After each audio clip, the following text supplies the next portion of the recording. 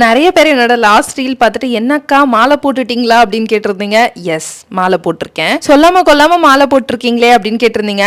எனக்கே தெரியாது, திடீர்னு எடுத்த டிசிஷன் இது. கடைசி டைம்ல டைலர் கையை காலை பிடிச்சி பிளவுஸ் 1 மணி நேரத்துல தச்சு வாங்கி எல்லாத்தையும் பண்ணியாச்சு. என் ஆளோட அண்ணன் கோவில தான் மாலை போட்டிருந்தேன். அப்படியே என் ஆளையும் ஒரு விசிட்ட போட்டு கியூல நின்று பிரசாதத்தை வாங்கி கப்குன்னு சாப்பிட்டுட்டு இந்த ஏழை எளிய மக்களுக்கு 70,000 ரூபாய் பட்ஜெட்ல கல்யாணம் ஃப்ரீயா பண்ணி வைக்கிறேன் அப்படின்ற மாதிரி ஒரு போர்டு இருந்தது. அதையும் ஒரு கிளிப் எடுத்து இதுல ஆட் பண்ணிட்டு தேவன் தான் யூஸ் பண்ணிக்கோங்க. நான் வெயிட் கெயின் பண்ணிட்டு இருக்கேன் அப்படின்னு சொல்லி ரீசெண்டா ஒரு வீடியோ கூட போட்டிருந்தேன். ரிசல்ட்ஸ் வந்திருக்கு அப்படின்னு நிறைய பாசிட்டிவ் கமெண்ட்ஸ். எங்கடா அந்த நெகட்டிவ் தலைவனை காணோம் அப்படின்னு பார்த்துட்டு இருப்ப, என்ட்ரி கொடுத்துட்டான்ல அப்படின்னு ஒரு கமெண்ட் வந்துச்சு. என்னன்னா, நீங்க வெயிட் ஏத்திட்டுன்னு சொல்றீங்க, ஆனா எனக்கு என்னமோ உங்களை பார்த்தா அப்படியே இருக்க மாதிரி தான் இருக்கு அப்படின்னு சொல்லியிருந்தீங்க. நீங்க என்னுடைய ஸ்டேட்டஸோ ஸ்டோரியை ரெகுலரா பார்க்கல அப்படின்னு நினைக்கிறேன் சிஸ்டர். என்னோட ஓல்டு வீடியோஸ்ல என்ன பார்த்துட்டீங்கன்னா கம்பல்சரி இப்போ எனக்கு இருக்கிற டிரான்ஸ்ஃபர்மேஷன் உங்களுக்கு கண்டிப்பா புரிஞ்சிருக்கும். அது மட்டும் இல்லாம நான் ஹைட்டா இருப்பேன், மேபி அதனால கூட உங்களுக்கு தெரியாம இருந்திருக்கலாம். என்னோட ஹைட்டுக்கு ஏற்ற வெயிட் வந்தாதான் கம்ப்ளீட் டிரான்ஸ்ஃபர்மேஷன் உங்களுக்கு தெரியும். இப்போ மாலை போட்டிருக்கிறதுனால நான்வெஜ் மட்டும் அவாய்ட் பண்ணிட்டு அதுக்கு பதிலா வெஜ்ல என்ன புரோட்டீன் இருக்கு அப்படின்னு டேலி பண்ணி எடுக்க ஸ்டார்ட் பண்ணிட்டு இருக்கேன். அண்ட் ரெகுலரா ஜிம்மும் போயிட்டு இருக்கேன். இந்த கமெண்ட் தவிர்த்து இல்லாம இன்னும் நிறைய கமெண்ட்ஸ் வருது. லைக் எப்படின்னா, நீங்க என்ன டயட் ஃபாலோ பண்றீங்க, எங்களுக்கு ஃபுட் டயட் சொல்லுங்க, ஃபுட் சார்ட் சொல்லுங்க அப்படின்னு சொல்லி. ப்ளீஸ், நான் அவ்வளோ பெரிய ஆள்லாம் கிடையாது.